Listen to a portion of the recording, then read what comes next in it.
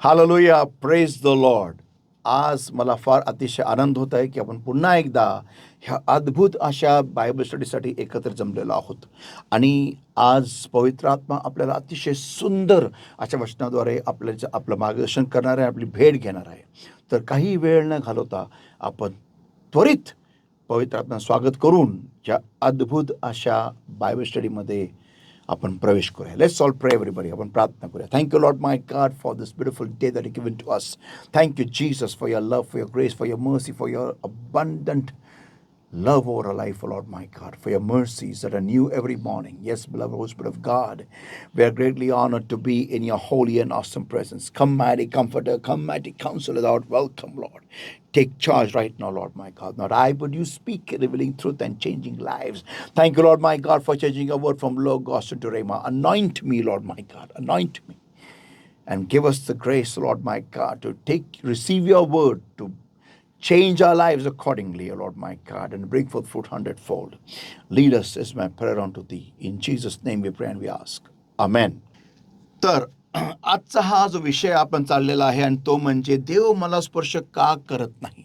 संतो, मला विश्वास आहे आणि खात्री आहे की ह्या वचनाद्वारे पुष्कळांची भेट पवित्र आत्म्याने घेतलेली आहे आणि पुष्कळांना देवाच्या स्पर्शाचं महत्त्व समजलेलं आहे, असं मला आशा आहे. आमेन.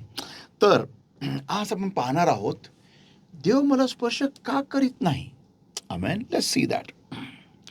सर्वात प्रथम, जेव्हा आपण देवाच्या स्पर्शाबद्दल बोलतो ना, तेव्हा आपण कोणत्या वस्तूबद्दल किंवा कोणत्या सामर्थ्याबद्दल किंवा कोणत्या तरी अद्भुत अशा अनुभवाबद्दल बोलत नाही, तर आपण एका व्यक्तीच्या स्पर्शाबद्दल बोलत आहोत. हे कधी विसरू नका संतो. पुष्कळांना असं वाटतं की देवाचा स्पर्श म्हणजे काय सुंदर असा अनुभव झाला. संतो हो, आपण इथं चुकतो. तो अनुभव नाहीये, तो एक व्यक्ती त्याच्या प्रियकराला स्पर्श करतोय, प्रेम करतोय. ते आहे देवाचा स्पर्श. आमेन. तर संतो, हे कधी विसरता कामा नये की देवाचा स्पर्श म्हणजे एका व्यक्तीचा स्पर्श. तो व्यक्ती भौतिक नसेल, पण तो आत्मिक व्यक्ती आहे. तो आपला निर्माणकर्ता आहे. त्याच्या प्रतिरूपात आपण घडलेलो आहोत, हे आपण विसरता कामा नये. आमेन. तर संतो, देव एक व्यक्ती आहे आणि जर का तो एक व्यक्ती आहे तर त्याला आवडी आणि निवडी आहेत. आता नीट लक्षात ठेवा, जेव्हा एखादा प्रियकर त्याच्या प्रियसीवर नाराज होतो, तर आता मला काही प्रियकर असे माहिती आहेत की जे नाराज असल्यावरती त्या प्रियसीला जाऊन कवटाळतात, जाऊन आलिंगन देतात. पण जेवढं मी माझ्या स्वतःला ओळखतो, जर का एखादा प्रियकर किंवा एखादा नवरा त्याच्या बायकोवरती किंवा प्रियसीवरती जर का नाराज असेल, तर तो तिला जाऊन कवटाळणार नाही, तिच्याशी तो बोलणार नाही, तो नाराज होऊन बसणार. आणि त्याची अपेक्षा ही असते की त्याच्या प्रियसीने स्वतःला क्षमा मागत त्याच्यासमोर येणं, त्याच्यासमोर स्वतःला रिकामं करणं, स्वतःची पापांची चुकींची कबुली देणं, ही त्या प्रियकराची किंवा त्या नवऱ्याची अपेक्षा असते. आमेन. तर संतो हो, असंच काहीतरी आहे तुमच्यामध्ये किंवा आपल्यामध्ये आणि देवामध्ये. आमेन. म्हणजेच काय की ज्यावेळेस आपल्याला देवाच्या स्पर्शाबद्दल आपण जेव्हा बोलतो ना, आपण उल्लेख करतो देवाचा स्पर्श म्हणजे एका व्यक्तीचा स्पर्श होणं किंवा न होणं ह्याच्याबद्दल आपण बोलत आहोत. तर संतो, नीट लक्षात ठेवा की ज्यावेळेस मी म्हणतो की देवाचा स्पर्श मला होत नाही, का होत नाही, ह्याच्या मागचं कारण काय आहे. कारण हे आहे की देव त्या व्यक्तीवरती किंवा माझ्यावरती नाराज आहे. आमेन. आणि हे सत्य आहे. मी असं काहीतरी करून ठेवलं जेणेकरून देव मला स्पर्श करत नाही, हे मला समजलं पाहिजे. आणि ज्यावेळेस मला हे समजतं, तर त्यानुसार मला कार्य करणं किंवा असे पाऊल उचलणं की ज्याच्यामुळे देवाची नाराजगी माझ्यावरती निघून जाईल आणि देव त्याचा स्पर्श पुन्हा एकदा माझ्यावर सुरू करेल. आमेन. हालेलुया. पण पुढे जायच्या आधी मला सांगू द्या प्लीज, मला एक नम्र विनंती आहे तुम्हाला. ही बायबल स्टडीचं जे इंग्लिश जे भाषांतर असतं, इंग्लिश स्टडी, ही प्लीज बघा. कारण तुम्हाला असं वाटत असेल की जो मराठीमध्ये जे बोललं जातं आहे तेच इंग्लिशमध्ये बोललं जातं. नाही, तुम्हाला वाटत असेल जे इंग्लिशमध्ये बोललं जातं तेच मराठीत बोललं जाते, असं नाही. दोन्ही बायबल स्टडी जरी एका विषयावर असतील, पण त्यांचा जो पूर्ण जो बॉडी आहे, जे शरीर आहे, जो मेसेज आहे, तो पूर्ण वेगळा आहे. म्हणून माझी नम्र विनंती हात जोडून सगळ्यांसाठी की कृपा करून इंग्लिश बायबल स्टडी पण बघा. कारण दोघंही जरी विषय सेम असतील, पण तो पूर्ण जो आराखडा आहे, जो मेसेज आहे, तो पूर्ण किंवा शरीर आहे ते पूर्णही वेगळं आहे त्या पूर्ण मेसेजचं. म्हणून see the English Bible study. Amen. Okay, let's go, पुढे जाऊ. तर सांगतो तर देवाचा स्पर्श जर का मला होत नाही, तर मला स्वतःला बदलणं हे महत्त्वाचं आहे. आणि जर का मी स्वतःला बदललं तर देव निश्चितच मला स्पर्श करेल. आमेन. पण माझा मुद्दा हा आहे की असे कोणते पॉईंट्स आहे किंवा कोणते असे मुद्दे आहेत ज्याच्यामुळे देव एका व्यक्तीवरचा स्पर्श बंद करतो किंवा एखाद्या व्यक्तीला देवाचा स्पर्श होत नाही, असे कोणते मुद्दे आहेत? चला आपण पाहूया. मुद्दा क्रमांक 1 ते म्हणजे अवज्ञा. संतो, एक लक्षात ठेवा, देवाचं वचन किंवा देवाचा शब्द आणि देव हे दोघंही एकच आहे. पुष्कळांना असं वाटतं की देवाचा शब्द वेगळा आणि देव वेगळा. नाही, देवाचा शब्द आणि देव दोघंही एकच आहे. जर का मी या देवाच्या शब्दाचं आज्ञापालन नाही केलं तर मी देवाला अवमानतो आहे, हे कधी विसरू नका. मी परत सांगतो, जर का मी देवाच्या शब्दाचं अवमान केला किंवा जर का मी देवाच्या शब्दाचं अवज्ञा केली तर मी देवाला अवमानत आहे, हे विसरू नका.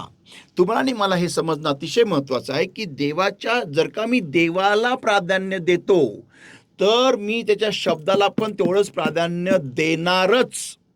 मी परत सांगतो, मी हे नाही म्हणालो की मी जर का देवाला जर का प्राधान्य देतो तर मी देवाच्या शब्दाला प्राधान्य दिलं पाहिजे. नाही, मी काय म्हणालो, मी जर का देवाला प्राधान्य देतो तर मी त्याच्या शब्दाला प्राधान्य देणारच. मी दिलं पाहिजे नाही बोललो, देणारच. म्हणजे जर का मी त्याच्या शब्दाला प्राधान्य देत नाहीये म्हणजे मी देवाला प्राधान्य देत नाही, हे विसरू नका.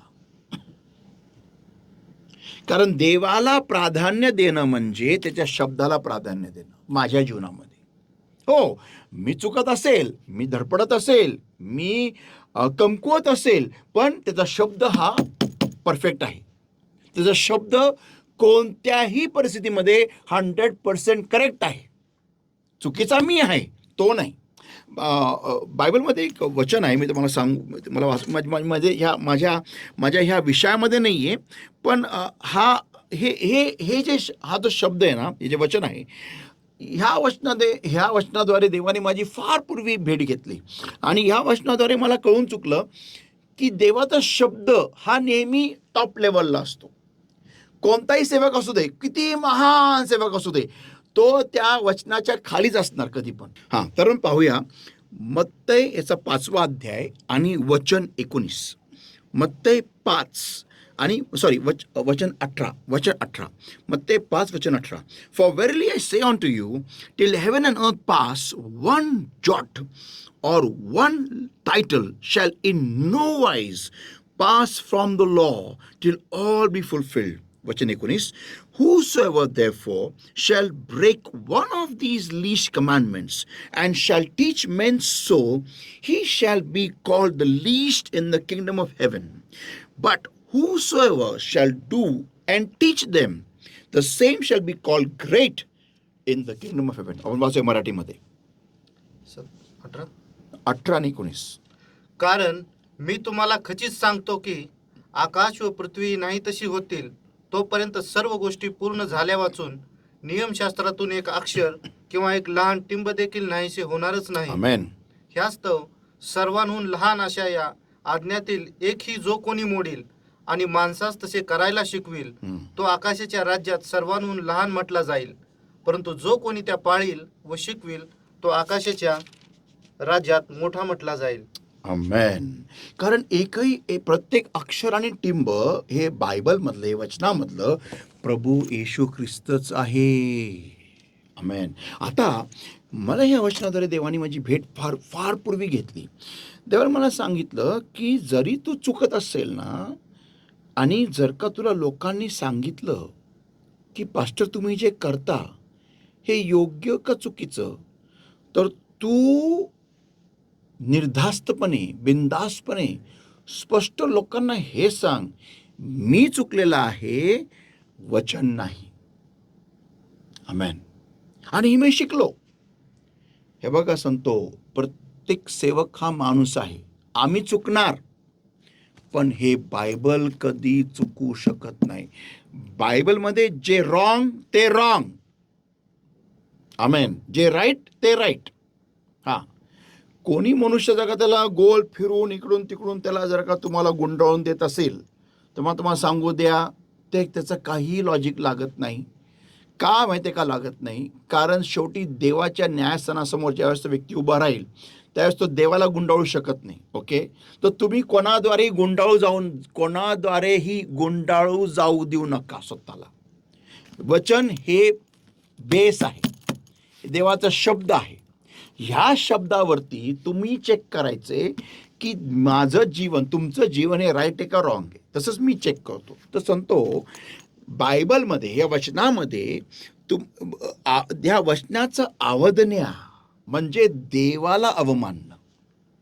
तर आपण पाहतो की ज्यावेळेस आदम आणि हवेला देवानी एक आज्ञा दिली, म्हणजे काय, देवानी त्यांना हे वचन दिलं, एक आज्ञा. ती आज्ञा त्या वचनाचा, त्या शब्दाचा एक भाग होता. आणि ती आज्ञा काय होती की तू ह्या झाडाचं, जे बरं आणि वाईट करून देणारं ज्ञानाचं झाड आहे, त्याच्या फळाचं खाऊ नको. हे स्पष्ट आज्ञा देवानी आदम आणि हवेला दिली होती. त्या दोघांनी ती आज्ञा तोडली. त्यामुळे काय झालं, त्या दोघांनाही एदेनातून बाहेर निघावं लागलं, देवाच्या मनोरमातून बाहेर निघावं लागलं, देवाच्या उपस्थितीतून, सानिध्यातून बाहेर पडावं लागलं, देवाच्या स्पर्शातून. ज्या ठिकाणी त्यांना तो स्पर्श होत होता, त्या स्पर्शातून त्यांना बाहेर पडावं लागलं, अवज्ञामुळे. कशामुळे? अवज्ञामुळे. तर संतो हो, आज आपल्या जीवनामध्ये कुठे आपण अवज्ञा करत आहोत का? पुष्कळांना ठाऊक असती की आपण अवज्ञा कुठे करत आहोत. पुष्कळांना ठाऊक असतं. हां, काय असे असतात त्यांना ठाऊक नसतं, ते अजाण असतात. पण पुष्कळांना ठाऊक असतं की आम्ही अवज्ञा कुठे करत आहोत. तर ही ती वेळ आहे पश्चातापाची आणि स्वतःला परत एकदा वळून देवाच्या चरणापाशी आणायची. आमेन. आपण अजून एक उदाहरण पाहू. शौल, पहिले शमूएल 16 अध्याय वचन 1. पहिले शमूएल 16 अध्याय वचन 1. And the Lord said unto Samuel, How long wilt thou mourn for Saul, seeing I have rejected him from reigning over Israel? वाचा. मग यहोवाने शमूएलाला म्हटले, इस्रायलावर राज्य करण्याविषयी मी शौलाला धिक्कारले आहे, तर तू कोठवर त्याच्यासाठी शोक करशील. संतो, आपण पाहतो की जेव्हा शौल राजाने ज्यावेळेस देवाच्या आज्ञेचा अवमान केला किंवा भंग केला किंवा अवज्ञा केली, देवाने त्याला लाथाडलं, त्याला ठुकरवलं त्याच्या जागेपासून, त्याच्या पोझिशनपासून. देवाला अवज्ञा म्हणजे, देवासाठी अवज्ञा म्हणजे देवाविरुद्ध विद्रोह. हे कधी विसरू नका. देवासाठी अवज्ञा इज इक्वलंट टू विद्रोह. Disobedience is equivalent to rebellion, म्हणजे विद्रोह. ज्यावेळेस देव तुम्हाला एक आज्ञा देतो आणि ज्यावेळेस आपण ती आज्ञा तोडतो किंवा देवाच्या आज्ञेचं भंग करतो, जाणून बुजून, माहिती असून, शक्य असून आपण तरी पण त्याला तोडतो, त्याला म्हणतात विद्रोह. जे लुसिफरनी केला आणि सैतान झाला, तेच आपण करत असतो. हे कधी विसरू नका. अशा लोकांना देवाला स्पर्श करायला आवडत नाही. मी परत सांगतो, अशा लोकांना देवाला स्पर्श करायला आवडत नाही. ते उलट वाटतं ना, अशा लोकांना देवाला स्पर्श ते पण बरोबर आहे. ते पण बरोबर आहे. अशा लोकांना देवाला स्पर्श करायला आवडत नाही. अशा लोकांना देवाला स्पर्श करायला आवडत नाही, कारण ते जाणून बुजून अवज्ञा करतात. माहिती आहे काय राईट आहे तरी रॉंग करणार, तरी मुद्दामून करणार. का? माज असेल, चरबी असेल, रेहमानी सुलेमानी किडे असतील, गॉड नोज वॉट. त्यांना कदाचित नरकाच्या अग्नीचा अनुभव घ्यायचा असेल म्हणून ते करत असतील. संतो हो, कधी विसरू नका ही गोष्ट की देवाला अवज्ञा करणारे लोक आवडत नाही आणि देव अशा लोकांपासून दुरावतो. आणि ते असे पातने उभे असतात असे.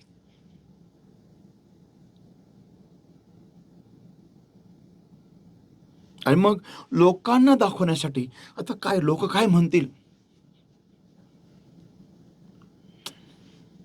कमॉन मोठे व्हा जरा इथून, कमॉन.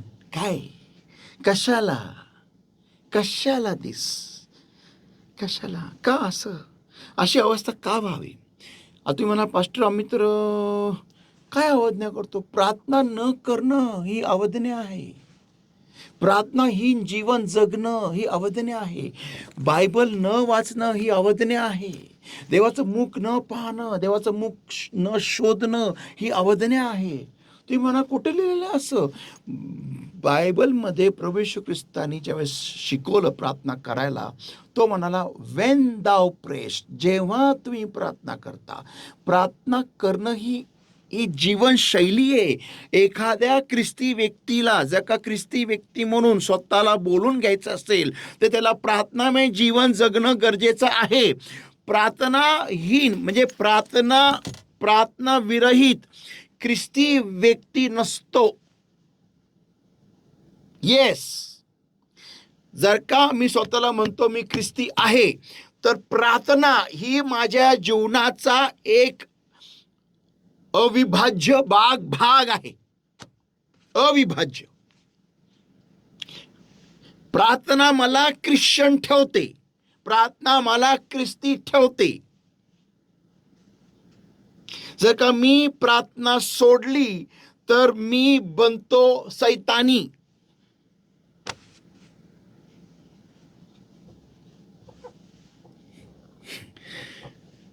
पुष्कळ जण दिवसेंदिवस प्रार्थना करत नाही, महिनोन्महिने प्रार्थना करत नाही, वर्षानुवर्ष प्रार्थना करत नाही. फक्त चर्चला येऊन असे का उभे राहतात आणि असेच उभे राहून असेच निघून जातात. आणि त्यांना वाटतही नाही की अरे देवाने मला स्पर्श का नाही केला. मी आज रात्रीपासून उपासनी प्रार्थनेत जाणार, देवाचा मुख शोधणार, देवाचा स्पर्श शोधणार आणि देवाकडून मी भरून घेणार. त्यांना वाटतही नाही. ह्याला म्हणतात अवज्ञा, निगरगट्टपणा, कठोर, तुटेल मरेल पण वाकणार नाही. डेंजर.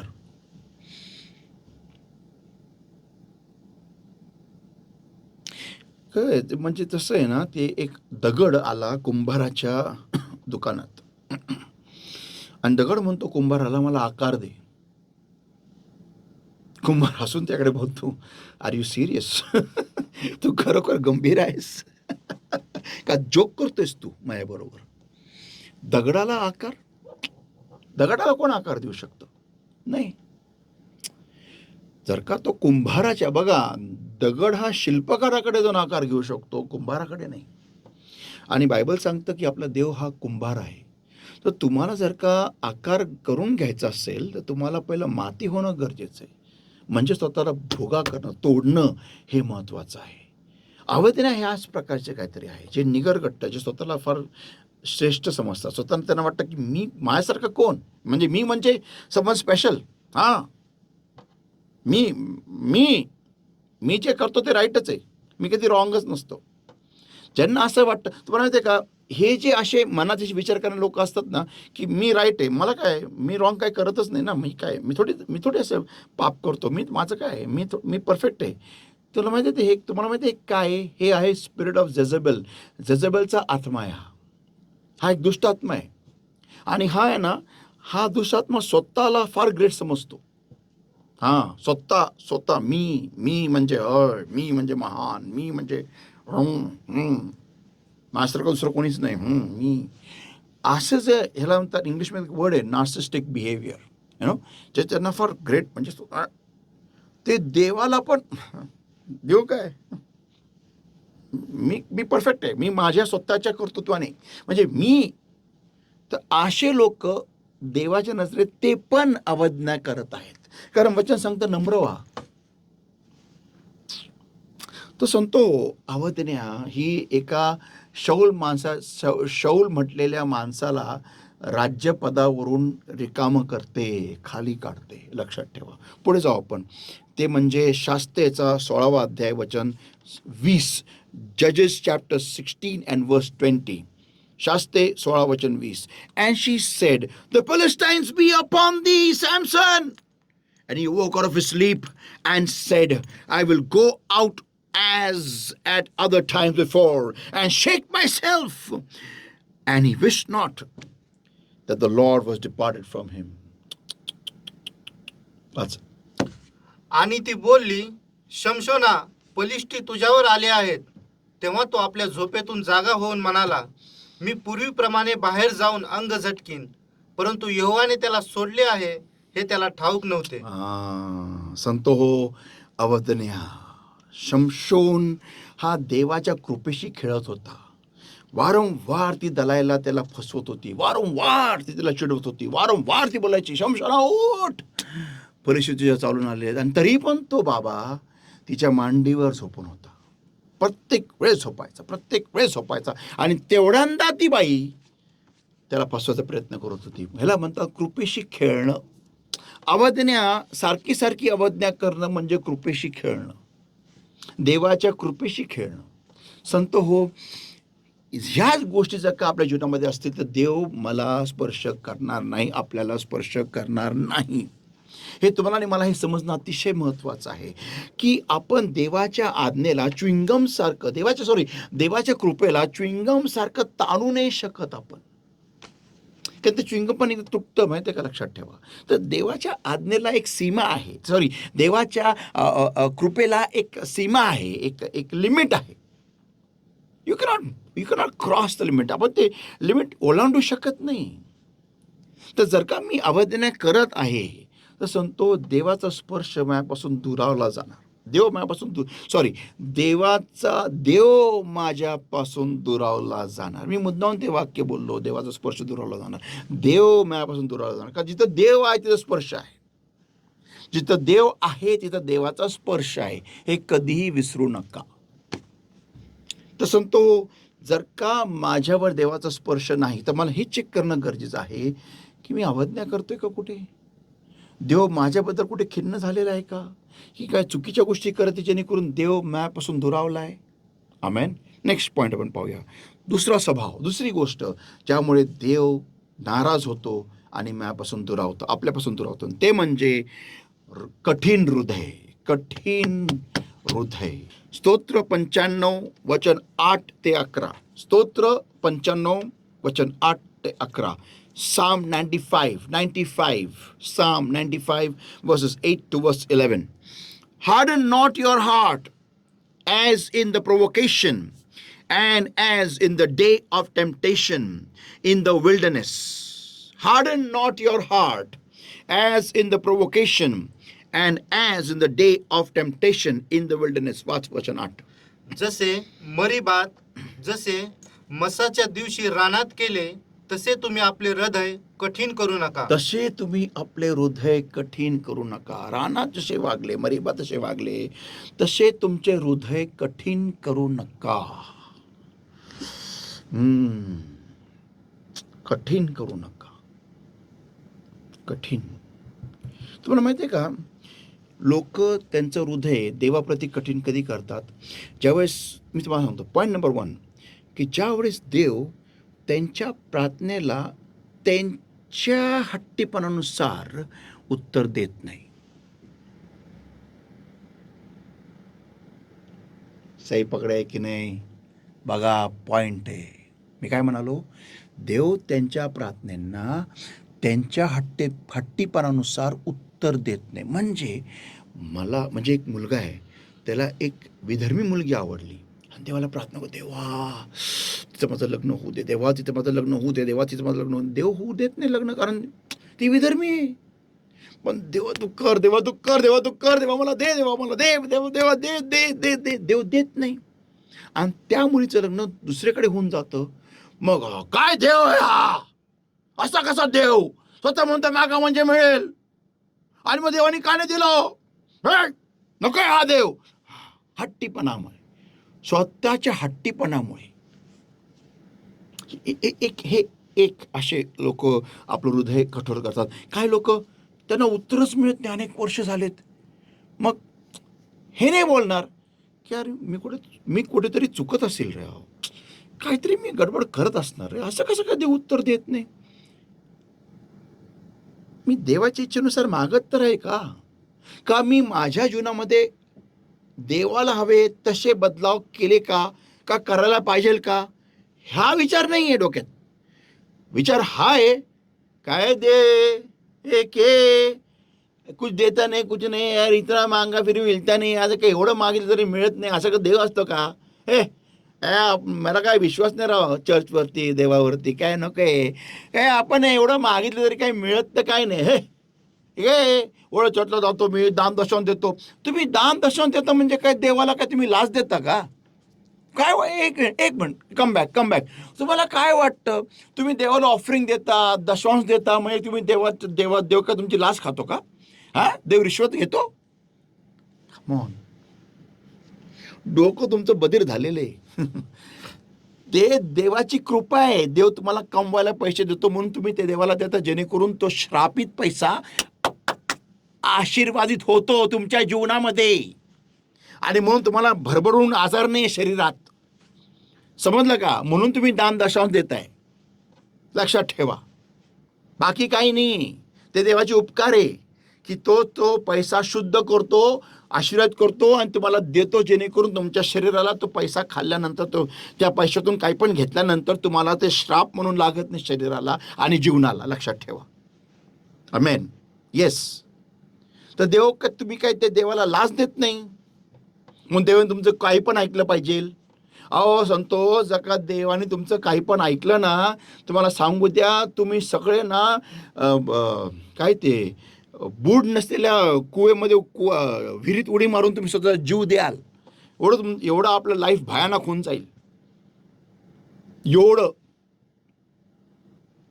कारण ज्या गोष्टींनी आपण अक्षरशः ओरबडले जाऊ, बोचकरले जाऊ, ज्या गोष्टी, ज्या व्यक्तींद्वारे आपलं जीवन उद्ध्वस्त होईल ना, आपल्या प्रार्थना तशा आहेत. त्या व्यक्तींना, त्या गोष्टींना आपल्या जीवनामध्ये आणण्याच्या प्रार्थना आहेत, लक्षात ठेवा. पण देव त्याच्या कृपेद्वारे त्या गोष्टी, त्या व्यक्ती आपल्या जीवनामध्ये येऊ देत नाही. थांबवून ठेवलेलं आहे की कधी माझ्या लेकराला शहाणपण येईल, कधी माझं लेकरू मोठं होईल, कधी माझं लेकरू हे काय त्याला म्हणतात ज्ञानवंत होईल, जरा थोडंसं प्रौढ होईल, की त्याला कळून येईल की अरे हे माझ्यासाठी चांगलं नाही, म्हणून देवाने ते अडवून ठेवलेलं आहे. देव देत नाही हे बाळांनो. म्हणून काय लोक स्वतःला फार ग्रेट समजून लगेच देवाविरुद्ध नाराज होतात, आपलं हृदय कठोर करतात. का? कारण हवी ती गोष्ट मिळाली नाही, हवी त्या घटना घडल्या नाही. यू आर रॉंग, तुम्ही चुकीचे आहात. तो सांगतो हो, काय म्हटलंय वचन 8 परत वाचा. जसे मरीबात, जसे मसाच्या दिवशी रानात केले, तसे तुम्ही आपले हृदय कठीण करू नका. तसे तुम्ही आपले हृदय कठीण करू नका. देवाला कठीण हृदय आवडत नाही. देव कठीण हृदयापासून दूर होतो. पुढे वाचूया आपण वचन 9. When your fathers tempted me, proved me, and saw my work, 40 years long was I grieved with this generation, and said, it is a people that do err in their heart, and they have not known my ways. वचन 9 आणि 10. तेव्हा तुमच्या वडिलांनी माझी परीक्षा पाहिली, मला पारखले आणि माझे काम पाहिले. 40 वर्ष मी त्या पिढीला कंटाळलो. 40 वर्ष मी त्या पिढीला कंटाळलो.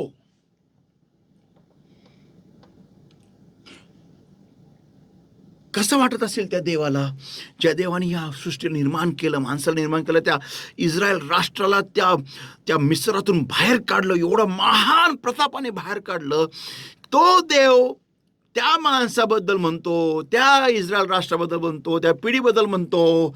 त्याच पिढीची आरोळी ऐकून त्यांनी मोशेला पाठवलं. फारोला नाक घासत त्या तांबड्या समुद्रामध्ये पूर्णपणे उद्ध्वस्त करून टाकलं फारोचं साम्राज्य. तोच देव ह्याच पिढीच्या वागणुकीबद्दल पाहून म्हणतो, मी ह्या पिढीला कंटाळलो. देवा दया कर, आमच्याबद्दल असं कधी बोलू नकोस. दया कर.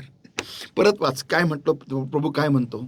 40 वर्ष मी त्या पिढीला कंटाळलो. 40 वर्ष म्हणजे रोज आणि रोज आणि रोज आणि रोज आणि रोज आणि रोज आणि रोज आणि रोज आणि रोज आणि रोज आणि रोज आणि रोज देव एक एक महान कार्य करत असत.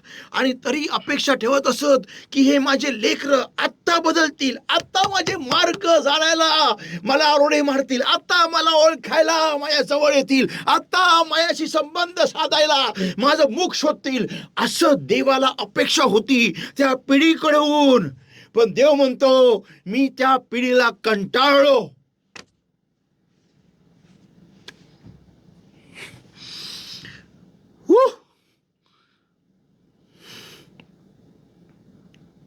वाचा परत येता वचन 10. 40 वर्ष मी त्या पिढीला कंटाळलो आणि म्हणालो, हे हृदयाने भयकणारी लोक आहेत. हे हृदयाने काय भयकणारी लोक आहेत. कृतीने नंतर ओ संतो हृदयाने. देव हृदय पारखणारा परमेश्वर आहे. हृदयाने भयकणारे, भयकून जाणारे लोक आहेत. हृदयाने हृदयाने हृदयाने हृदयाने हृदयाने हृदयाने हृदयाने. तुमचं हृदय हे देवासाठी अतिशय महत्त्वाची जागा आहे, हे कधी विसरू नका. आपलं हृदय देवासाठी अतिशय महत्त्वाची जागा आहे, अतिशय महत्त्वाची जागा. त्या हृदयामध्ये काय राहतं, काय येतं, काय निघून जातं, ते देव सगळं पाहत असतो, सगळं.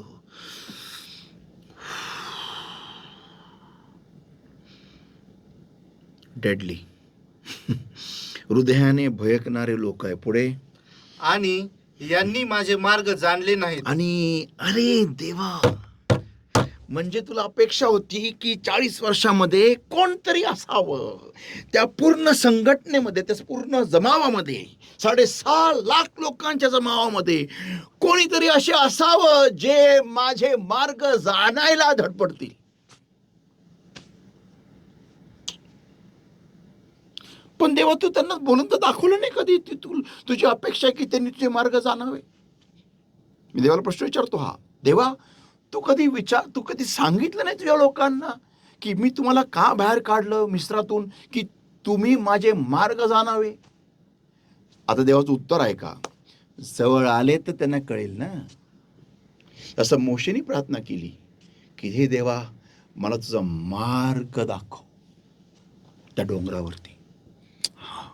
आणि म्हणून देवाने त्याला मेल्यानंतर, शरीराने मेल्यानंतर त्याला आत्म्यामध्ये डोंगरावरून खाली उतरवलं, येशू ख्रिस्ताच्या परिवर्तनाच्या डोंगरावरती त्याचा मार्ग दाखवायला. मी लास्ट टाइम सांगितलं होतं, हा देव मेल्यानंतर पण प्रार्थनेचं उत्तर देणारा परमेश्वर आहे. हालेलुया, आमेन. तुम्हाला काय वाटतं? तुम्ही कोणच्या आंधळ्या, मुक्या, बहिऱ्याची सेवा करताय? देवाची सेवा करताय? नाही. जिवंत परमेश्वर ज्यांनी मातीला मनुष्य बनवलेला आहे.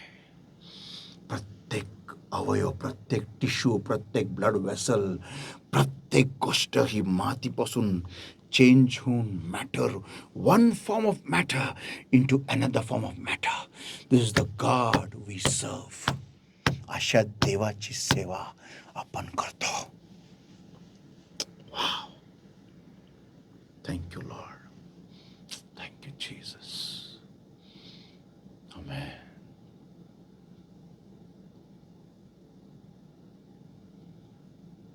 The great I am who I M.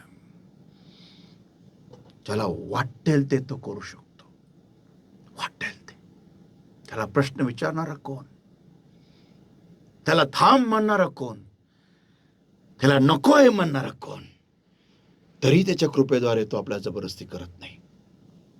Wow, class.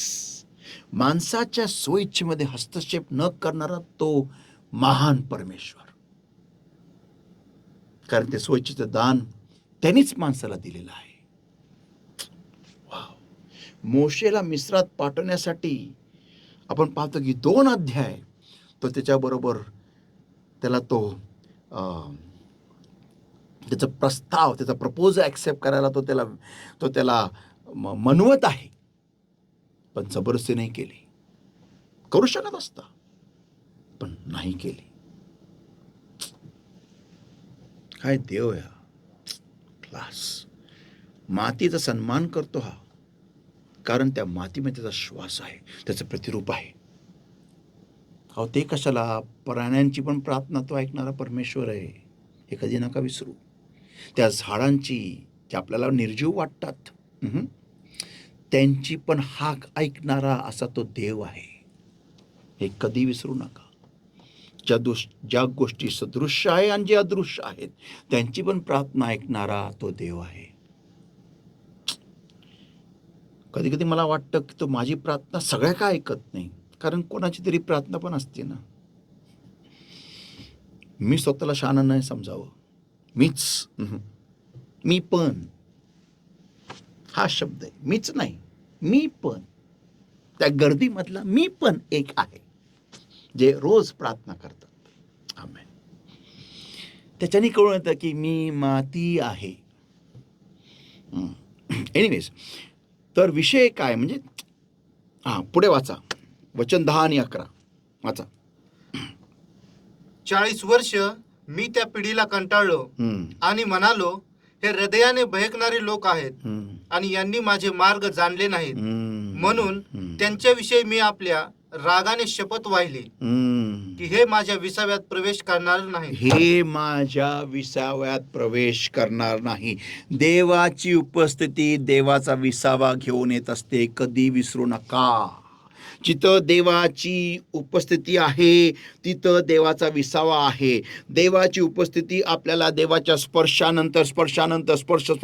होत असताना आपल्याला देवाची उपस्थिती लाभते, कधी विसरू नका. देवाचा स्पर्श म्हणजेच देवाचा विसावा. जेवढं जास्त आपण देवाच्या स्पर्शामध्ये स्वतःला तल्लीन करूया तेवढं जास्त तुमच्या पूर्ण जीवाला, तुमच्या पूर्ण अस्तित्वाला, म्हणजे तुमचा आत्मा, जीव आणि शरीर, तुमचं अस्तित्व ह्याला विसावा मिळतो. आपल्या प्रॉब्लेम पासून, आपल्या त्रासापासून, आपल्या संकटापासून, आपल्या आजारापासून, आपल्या टेन्शनपासून, आपल्या प्रत्यग्रस्तपणापासून तुम्हाला विसावा मिळवणारा, देणारा ही आहे देवाची उपस्थिती, म्हणजे देवाचा स्पर्श. हालेलुया.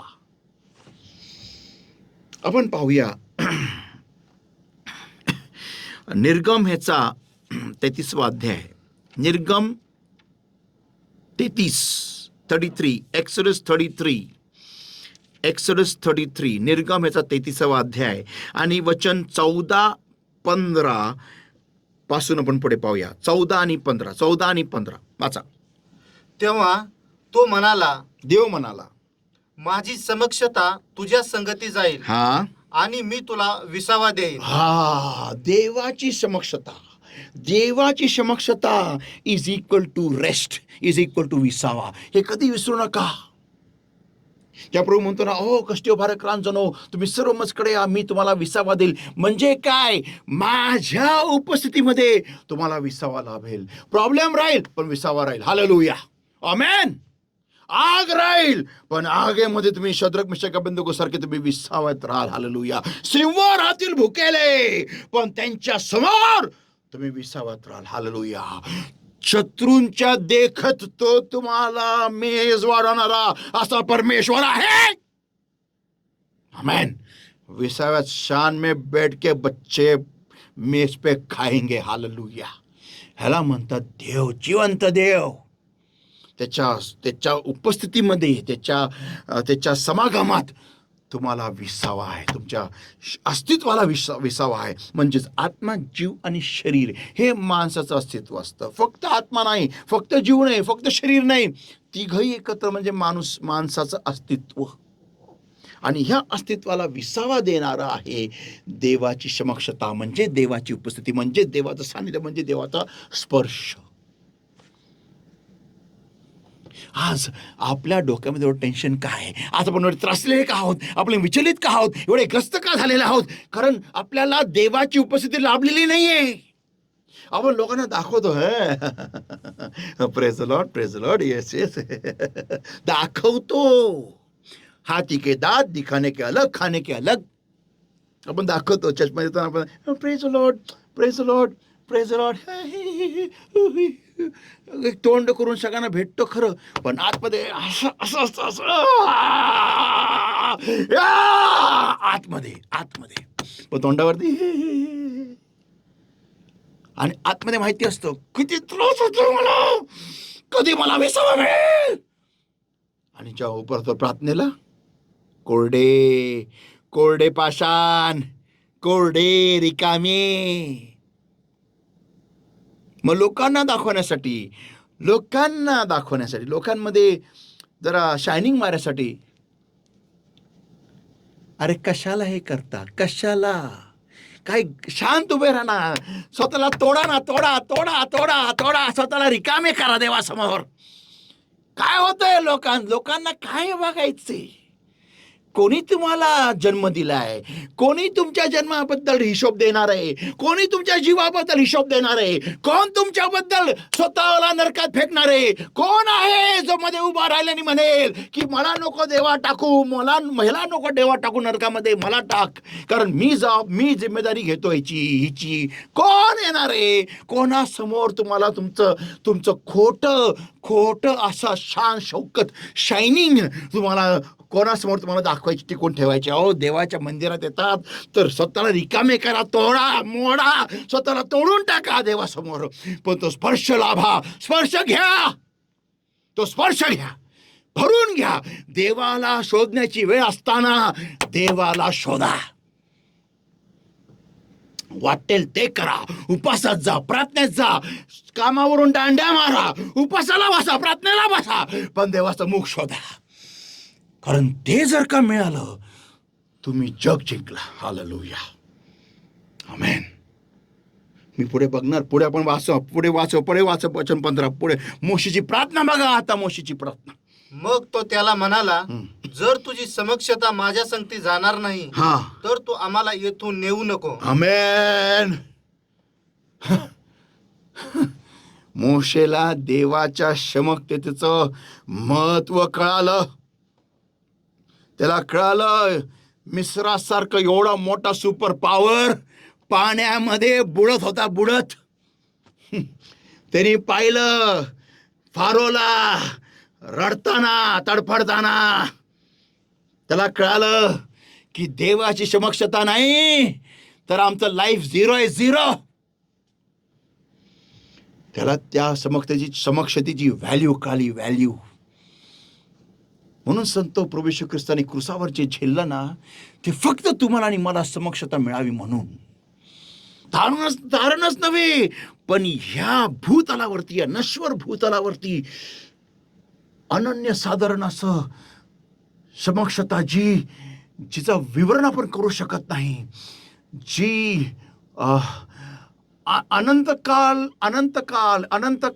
अनंतकालाची जी समक्षता आहे, तिचा अनुभव ह्या नश्वर भूतलावरती घ्यायचं सौभाग्य त्या क्रुसावरती लटकलेल्या अशा घायल अशा येशू ख्रिस्ताने आपल्याला करून दिलेला आहे. आणि आपण एवढं सहज त्या समक्षतेला असंच जाऊ देऊ शकतो, असं सहज. It is so easy for us. एवढं सोपं आहे आपल्यासाठी, एवढं सोपं आहे, काही व्हॅल्यू नाही आपल्याला, कारण आपल्याला चेसलं नाही ना, कारण आपल्याला क्रुसावर खेळलं नाही ना, आपली पाठ नाही फाडली गेली ना, आपले आतडे बाहेर नाही आले ना, मग सोपं आहे.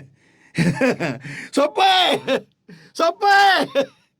आपल्याला काय झालेलं आहे? आपण ते आहोत पापामध्ये, बायबल वाचणार नाही, प्रार्थना करणार नाही, सगळे उठणार नाही, देवाचा शोध करणार नाही. जरा काय चुकीचं झालं आपण चुकीचं करायचं आणि देवाला दोष द्यायचा. एवढी हिंमत आपल्यामध्ये आहे आज. गवत माती एवढी हिंमत आहे. चुकीचं आम्ही करणार आणि देवाला दोष देणार. अरे सगळे आपण डरपोक आहे, डरपोक. सगळे भेकड आहे, भेकड. कोणामध्ये हिंमत नाहीये हे बोलायची, अरे मी चुकलोय, तो नाही, मी चुकलोय. सगळं स्वतःच इमेज, फालतू इमेज, असं एकदम खोटारडे इमेज, ढोंगी इमेज स्वतःला ठेवायचं स्वतःच. पण स्वतः चुका कधी कबूल नाही करणार की अरे मी रॉंग आहे, तो नाही, दुसरा नाही, मी चुकलोय. मला मार्ग माहिती असून पण मी बाहेर गेलो, मी चुका केल्या. कोण हिम्मत नाही ना, घाबरलेले आपण सगळे, डरपोक लोक आहे आपण, डरपोक आहे आपण सगळे. संतो हे बघा, हे मोशेची प्रार्थना बघा. हा मोशे ज्यांनी देवाला सम्मुख पाहिलं, हा मोशे. वाव. पुढे वाचा वचन 16. आणि आता मी व तुझे लोक तुझ्या दृष्टीत कृपा पावलो आहो, हे तरी कशाने कळेल? हे बघा, मी व तुझे लोक तुझ्या दृष्टीत कृपा पावले असो, हे कसं कळेल? कृपा इज इक्वल टू उपस्थिती. कृपा जर का आहे तर उपस्थिती आहे, उपस्थिती जर का आहे तर कृपा आहे. हे कधीही विसरू नका. 2 प्रकारची उपस्थिती असते, 2 प्रकारची. एक जी आपल्याला माहीत नाही, ठाऊक नाही, जी आपल्याला ख्रिस्तामध्ये घेऊन येते, आणि दुसरी जी आपल्याला दिसते, जाणवते, फील होते. कोण आहे? अभिषेक जाणवतो मला. वाव. त्यामध्ये इंग्लिश म्हणतात tangible. I can touch, I can feel, I can sense. हो. मी ह्या रूममध्ये एकटा नाही, माझ्याबरोबर कोणतरी आहे. लगेच गुडघ्यावर, प्रभू, माझा देव, माझा परमेश्वर, माझा यावे रे, माझा यावे राफा, माझा यावे शालोम, माझा यावे सिद्किनूम, माझा यावे रोही, माझा यावे शामा, माझा इमॅन्युअल. देव माझ्या सांगते. वाव. ही उपस्थिती दुसऱ्या प्रकारची, ती कृपेमुळेच आहे. आमेन. तर संत हो, मोशे काय म्हणतो बघा, काय म्हणतो मोशे, परत वाचापासून 16.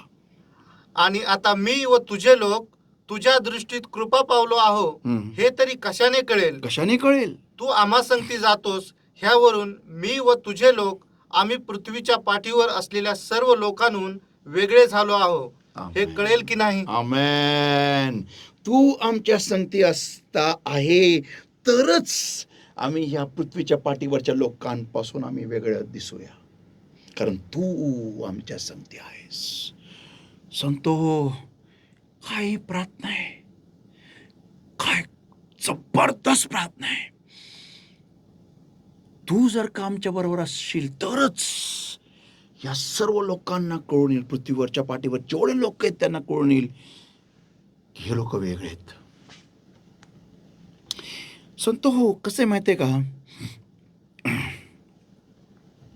जो व्यक्ती हृदयाने कठोर असतो ना, तो व्यक्ती कधी बोलणारच नाही. हो, तो कधी नाही बोलणार. त्याला काय वाटतं, मला फार येतं, मी फार शाना, मी फार दीड शाना, मी फार हे, मी फार ते, मी आमका, मी ढिमका, मी लिमका, मी चिमका, मी हे, माझ्यामुळे असं, मी केलं, मी बोललो, मी गेलो, मी बोललो मग झालं, माझ्यामुळे झालं, मी नाही तर काय होत नाही, मी नाही तर मग काय होणार नाही, मग देव दाखवून देतो, तू नाही तर तरी सगळं होतंय, घे. हे हृदयाने कठोर. आणि नेक्स्ट माझा पॉईंट पण आहे पुढे, पण म्हणजे हृदयाने कठोर, स्वतःला फार एकदम खडक, मी नाही झुकणार, मी नाही वाकणार. आणि तिसरा मुद्दा आहे गर्व.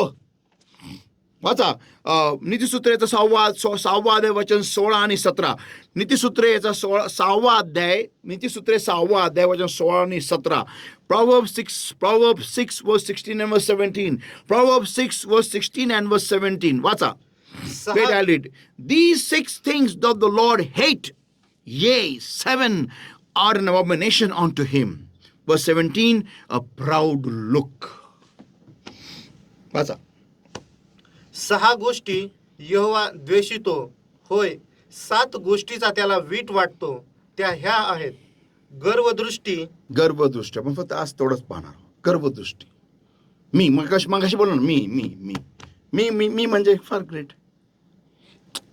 काय देव बघा, गर्विष्ठ व्यक्ती तो व्यक्ती असतो जो आधीच भरलेला असतो, स्वतःने भरलेला असतो.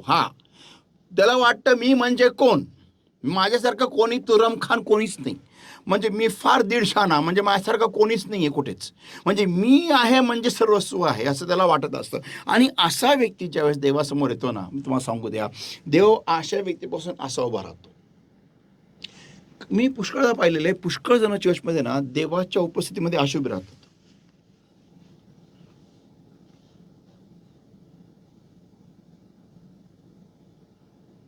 लिटरली असे उभे राहतात.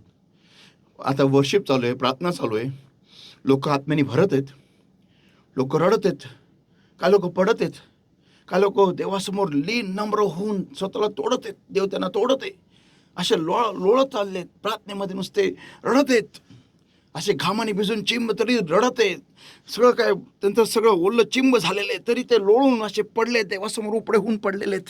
तर काही लोक थरथर कापते, काही लोक थडपडत असे उडत, अभिषेकात असे सामर्थ्य असे उडत आहेत. आणि हे शाणे, हे फार महान, असे गर्वाचे माउंट एव्हरेस्ट असे उभे असतात.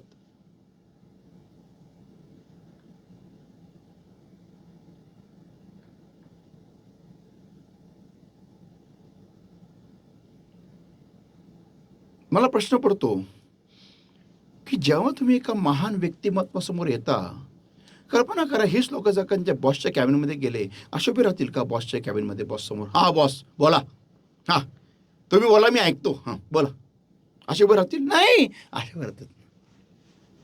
Yes sir, sir, no sir, no sir, yes sir, you are right sir.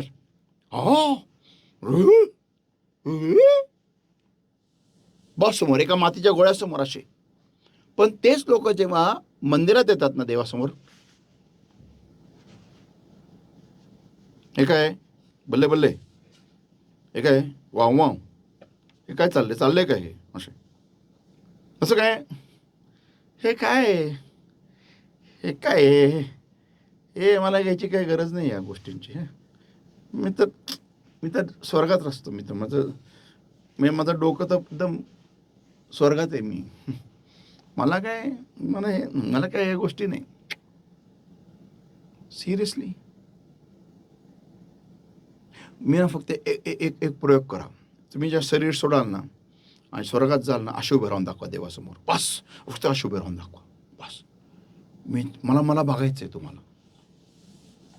मी तुम्हाला जाऊ देणार नाही जोपर्यंत मी जात नाही ना. तुम्ही पण येऊन यायचं, तुम्ही माझ्यानंतरच यायचं वरती.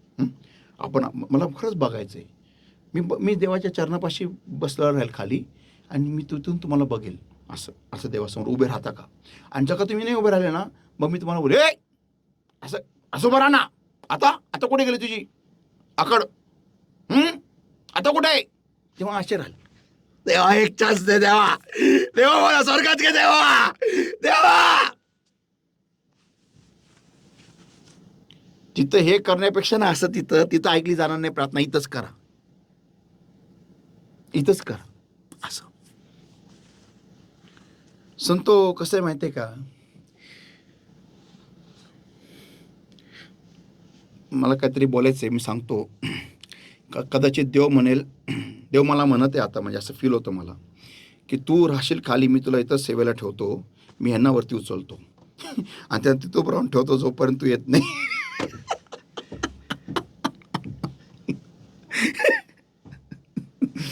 आय डोंट नो, एक जोक आहे पण कम ऑन, स्वतःला नम्र करा देवासमोर. देवासमोर काय गर्वाचं घर घेऊन बसलेले आपण?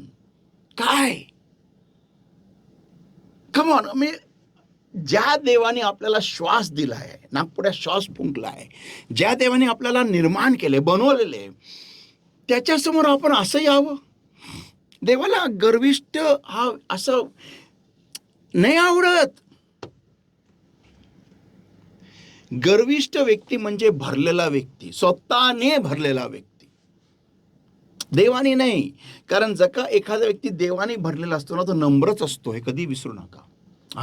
कारण जेवढं एखादा व्यक्ती, नीट ऐका मी काय म्हणत आहे, जेवढं एखादा व्यक्ती स्वतःला देवाने भरतो, तो जास्तीत जास्त नम्र होत असतो, हे कधीही विसरू नका. Amen, amen, amen, and amen, and amen, amen, amen, amen, hallelujah. Yes. आपण वाचूया मत्तेचा 5वा अध्याय वचन 2 पासून पुढे. मत्ते 5 वचन 2 पासून पुढे. And Matthew chapter 5, everybody, Matthew chapter 5 and verses 2 onwards. And he opened his mouth and taught them saying. आता नीट ऐका सगळ्यांनी. आपण एक काम करूया, आपण वचन 1 वाचूया. वचन 1, Matthew 5 and verse 1, everybody. Verse 1. And seeing the multitudes, he went up into a mountain, and when he was set, his disciples came unto him. वचन 1. तेव्हा त्या समुदायास पाहून तो डोंगरावर गेला, आणि तो बसल्यावर त्याचे शिष्य त्याच्या जवळ आले. आमेन. शिष्य आले. शिष्य म्हणजे शिकणारा. शिकण्यासाठी ते आले. हे पाहण्यासाठी नाही की प्राध्यापक कसे शिकवतात, बघू बरोबर शिकवतात का चुकीचं शिकवतात.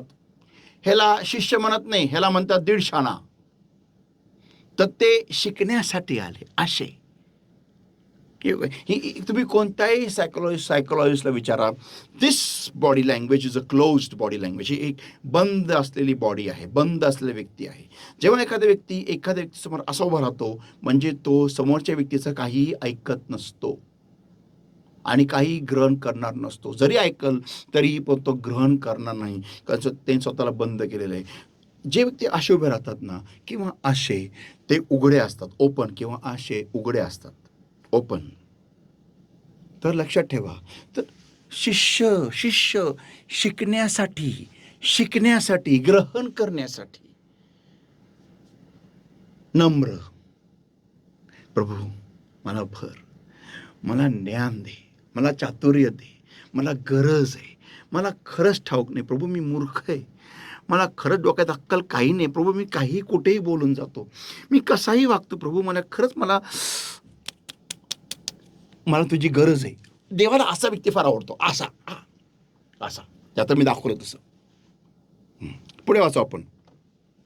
And he opened his mouth and taught them saying, Blessed are the poor in spirit, for theirs is the kingdom of heaven. वाचा वचन 3. आणि त्याने आपले तोंड उघडून त्यांना शिकवले. तो म्हणाला, जे आत्म्याने दीन ते आशीर्वादित आहेत, कारण आकाशाचे राज्य त्यांचे आहे. आमेन. जे आत्म्याने दीन म्हणजे काय? ज्यांना गरज आहे अजून प्रभूची, अजून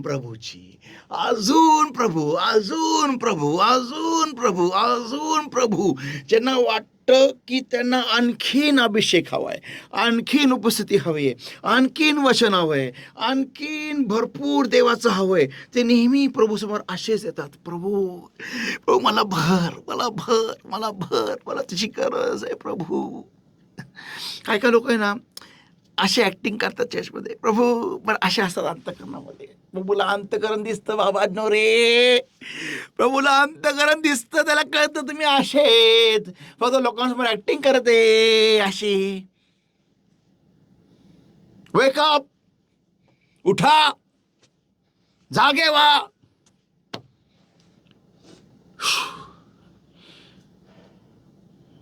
वाचा वचन 3 परत एकदा. जे आत्म्याने दीन ते आशीर्वादित आहेत, कारण आकाशाचे राज्य त्यांचे आहे. आमेन.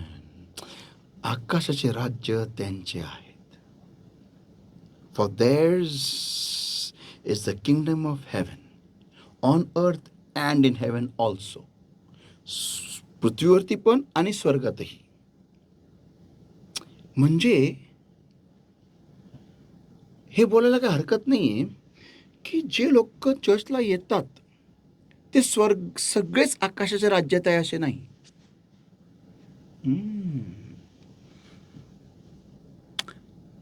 त्यांना वाटतंय ते आकाशाच्या राज्यात आहे, त्यांना वाटतं, पण ते नाही आहेत.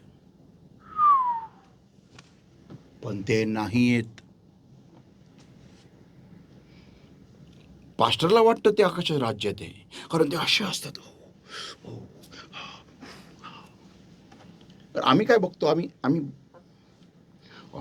Pastor pastor pastor pastor pastor pastor मला एक प्रश्न आहे, पास्टर मला एक प्रश्न आहे, पास्टर मला सांगा ना, pastor pastor pastor pastor pastor pastor pastor मग हो हो आकाशाच्या राज्यात आकाशाच्या राज्यात. पण देव त्यांना आत्ताच म्हणतोय, तुम्ही आकाशाच्या राज्यात नाही, सुधरा, नाहीतर कायमचे बाहेर व्हाल. Hello, am I talking to somebody there? काय मी तिथं कोणाशी बोलत आहे का?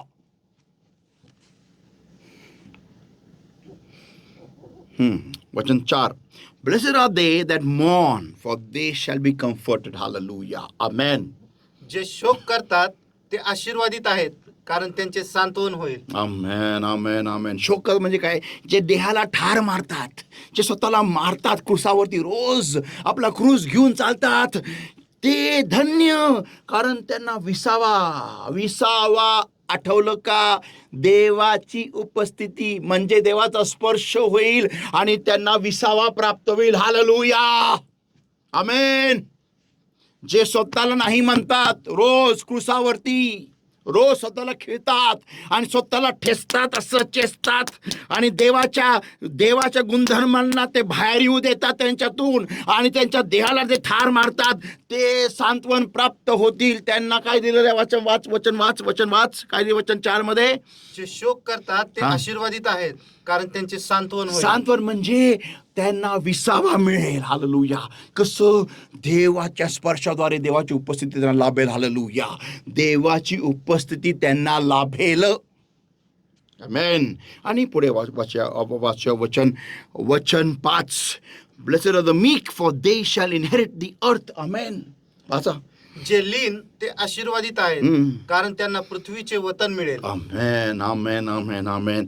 बघा, नम्र होणं, नम्र. प्रभू पुष्कळ अजूनी उन्हा रे, प्रभू पुष्कळ अजूनी उन्हा.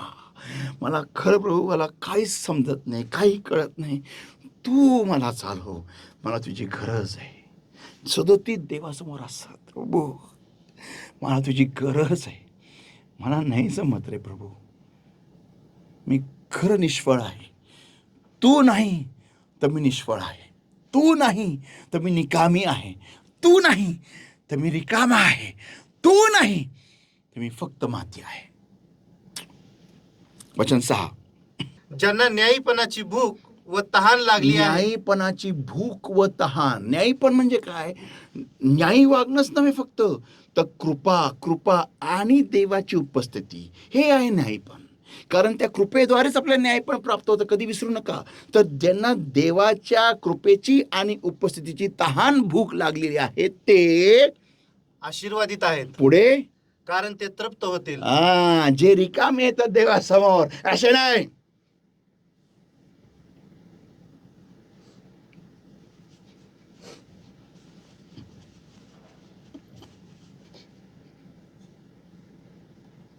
जो स्वतःला अशा मोठ्या डोंगरावर बसतात घेऊन, आत्म्याच्या डोंगरावर, माउंट एव्हरेस्टवरती, आणि सगळ्यांना असे खाली बघतात. काय हे काय असं हा चालवत, असा हे काय असं रडत आहे, हे काय असे लोळत पडलेले. मी याला तहानेने भुकेला म्हणत नाही. तहानेने भुकेला असं प्रभू मला भर, मला तुझी गरज आहे. भुकेला, तहानेला. न्यायपणाची म्हणजे कृपा आणि देवाची उपस्थिती. आता संत हो, तर आता आपण 3च मुद्दे पाहणार आहोत, कारण हे आतमध्ये रुजणं गरजेचं आहे. नुसतं मला असा विश्वास आहे की जर का आपण ह्या 3मध्येच आपण जर का स्वतःला नीट केलं ना, तर बाकीचे आपोआप सरळ होतील. आपण पुढच्या वेळेस पाहणार आहोत बाकीच्यांचे कोणते मुद्दे आहेत. तर सांगतो आज एक लक्षात ठेवा, पहिलं म्हणजे सगळ्यात प्रथम अवज्ञा. अवज्ञा आपल्या जीवनामध्ये कुठे कुठे असेल त्याला आपण उपटून बाहेर फेकूया. Amen. Point number 1. Point number 2, हृदय कठोर केलेलं कुठेही असेल स्वतःचं हृदय आपण मांसमय करूया पवित्र आत्म्याच्या उपस्थितीद्वारे. आमेन. आणि पॉईंट नंबर 3 आणि ते म्हणजे गर्व. स्वतःबद्दल मी तुम्हाला सांगू द्या, पुष्कळ मी व्यक्तींना ओळखतो ज्यांना स्वतःच्या खूपसुरतीचा फार गर्व असतो. आज तेवढे लोक रडत आहेत. आपण प्रार्थना करूया. Thank you Lord my God for your word that came to us alive. Thank you Lord my God that you have spoken to us and you have shown us where we are going wrong, Lord. Holy Spirit of God, you take charge, Lord. Every part of darkness that has come to steal this word from our hearts, I bind understanding comes with the power of the Holy Ghost, in the name of the Lord Jesus Christ of Nazareth, and I command a part of darkness in the name of Jesus. Get out! Come out in Jesus' mighty name. And bless the Lord, my God, has set your people free now in the name of the Lord Jesus Christ of Nazareth right now. Holy Spirit of God, I pray, help us all to bring forth 100-fold, Lord, in our lives. Help us, Lord, my God, to grow in the Spirit, and to be hungry and thirsty for you, for your anointing, for your presence, for your touch. I seal this word in the hearts with the precious blood, precious oil of the Holy Spirit. In Jesus' mighty name we pray and we ask. Amen. Amen. Amen. Amen. संतो हो, आत्म्याची तहानभूक लागू द्या, स्पर्शाची तहानभूक लागू द्या, देवाच्या जवळ या. आमेन. जर का तुम्हाला हे वचन तुमच्याशी भिडलेलं आहे, तुमची भेट घेतलेली आहे, आणि जर का तुम्हाला वचन आवडलं आहे तर कृपा करून ह्याला एक लाईक द्या, आणि तुमचे जेवढे ख्रिस्ती बंधू भगिनी आहेत त्या सर्वांना हे वचन तुम्ही फॉरवर्ड करा आणि त्यांनाही आशीर्वादित करा. आमेन. तसंच आत्म्यामध्ये उंच भरारी मारा गरुडांच्या पंखांप्रमाणे. God bless you and love you. Praise the Lord.